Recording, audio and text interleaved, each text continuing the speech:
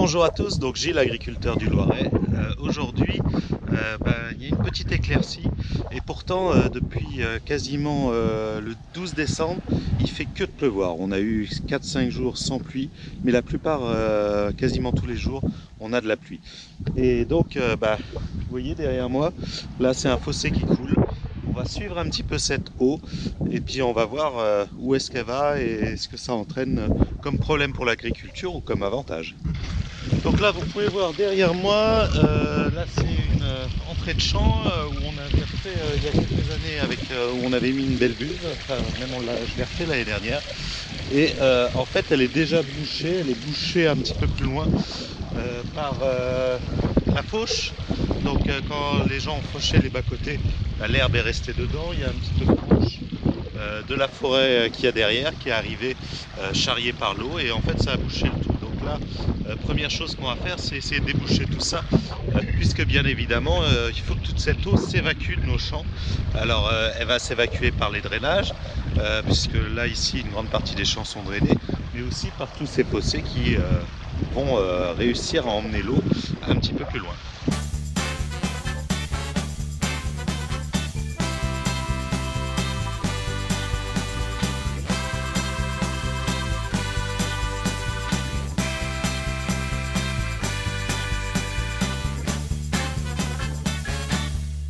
Voilà un petit exemple, là je suis dans une orge d'hiver et puis c'est une place où ça draine mal, donc concrètement elle est un petit peu sous l'eau l'orge, donc ça c'est quelque chose qu'elle n'aime pas du tout.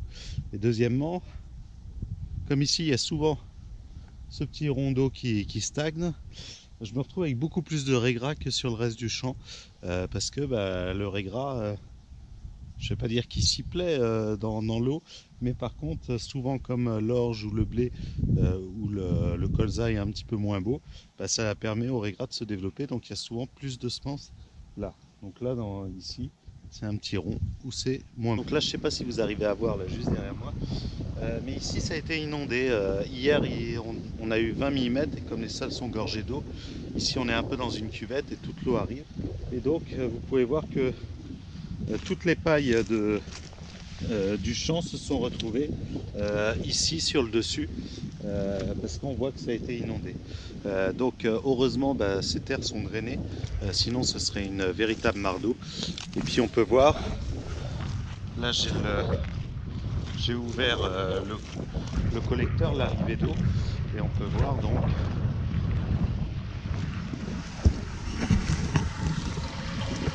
ici que l'eau coule plutôt bien des drains, donc de l'eau claire. Ça c'est toute l'eau en excès qu'il y a dans les champs et donc qui sont collectées par ces drains pour éviter que l'eau stagne dans les champs. Donc voilà, concrètement on a vraiment trop d'eau l'hiver par chez nous, puisque ayant une sous-couche en fait avec de l'argile, donc ne laissant pas passer l'eau, si l'eau ne s'évacue pas, elle reste en surface dans nos champs. Donc on a mis en place le drainage pour pouvoir évacuer cette eau, bien sûr un réseau de fossés, et la bonne idée de mon père et de plusieurs agriculteurs dans le coin a été aussi de construire ce type de réserve d'eau, donc vous pouvez voir derrière moi. Donc là ici, cette étendue de l'eau, elle fait 1,5 hectare, elle fait 45 000 m3 et ça permet de stocker l'eau qu'on a de trop l'hiver. Donc là par exemple j'ai ouvert l'alimentation de cette réserve autour du 15 décembre quand il s'est mis à pleuvoir, et là elle est déjà quasiment pleine, enfin elle est pleine, et on est à peine le 15 janvier. Donc ça permet vraiment de stocker cette eau, de stocker l'eau qu'on a de trop l'hiver, et elle va servir après à utiliser en irrigation cet été. Donc cette eau sera mise sur le maïs, sur les oignons, sur toutes les cultures qui auront besoin d'eau cet été, là où on manquera un petit peu d'eau, parce que là on sera sur une période beaucoup plus sèche.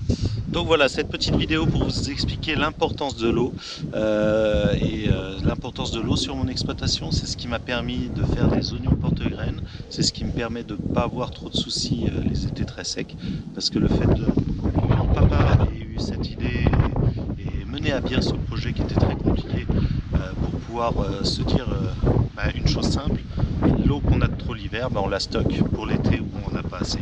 C'est quand même du bon sens, et du bon sens paysan qu'il faudrait remettre en avant. Donc voilà, j'espère que justement ce type de projet vont se remettre en route, qu'il va y avoir vraiment un engouement pour le stockage de l'eau, parce qu'on sait que l'eau c'est la base de l'agriculture. Sans eau, sans soleil, on ne peut pas faire pousser des plantes. Donc voilà, je vous dis à la semaine prochaine pour une nouvelle vidéo, et puis portez-vous bien jusqu'à samedi midi prochain.